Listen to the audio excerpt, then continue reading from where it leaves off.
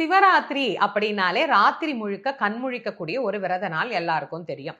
எங்களால அப்படி முடியாது, வயசாயிடுச்சு, நாங்க வேலைக்கு போறோம், அடுத்த நாள் காலையில எங்களால தூங்காமல்லாம் இருக்க முடியாது. அப்ப ஏதாவது ஒரு குறிப்பிட்ட முக்கியமான நேரம் இருக்கா சிவராத்திரி அப்படின்னா, இது இயலாதவர்களுக்கு நான் சொல்றேன். முடிஞ்சவங்க இரவு முழுக்க கண் விழிங்க. முடியாதவர்கள் இரவு 3ஆம் காலம் அம்பாள் சிவபெருமானை பூஜித்த காலம் இந்த 3ஆம் காலம் தான்.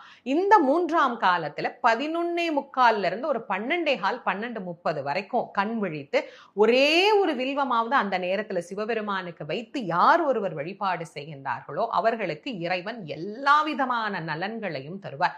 பொதுவா சிவராத்திரி விரதம் எப்படி இருக்கணும் அப்படின்னா, நம் மனதிலே இருக்கக்கூடிய ஆணவத்தை எல்லாம் அகற்றி இந்த விரதத்தை இருக்கணும். நான் செய்கின்றேன். இப்போ எல்லாத்தையும் காட்டிலும் பக்தியில கூட இந்த நான் அப்படிங்கிற எண்ணம் புகுந்துருச்சு. நான் தான் இந்த கோயிலுக்கு இதை செஞ்சேன், நான் தான் இந்த கோயிலுக்கு அதை செஞ்சேன், நான் இந்த அபிஷேகத்துக்கு கொடுத்தேன், நான் இந்த விஷயம் பண்ணேன் அப்படின்னு. இந்த நான் என்பதை எப்போ நாம நம் மனதிலிருந்து நீக்கி இறைவனை அணுகுகிறோமோ அப்போது இறைவன் நம் அருகே வந்து நமக்கு எல்லா அருளும் புரிவார். அதனால இந்த சிவராத்திரி வழிபாட்டை செய்கின்ற போது நான் என்கின்ற எண்ணமே இல்லாது எல்லாம் இறைவன் கொடுத்தார் அப்படிங்கிற முழு நிறைவோடு சிவ வழிபாட்டை செய்கின்ற போது அது எல்லா விதமான நன்மைகளையும் நமக்கு பெறக்கூடியதாக அமையும்.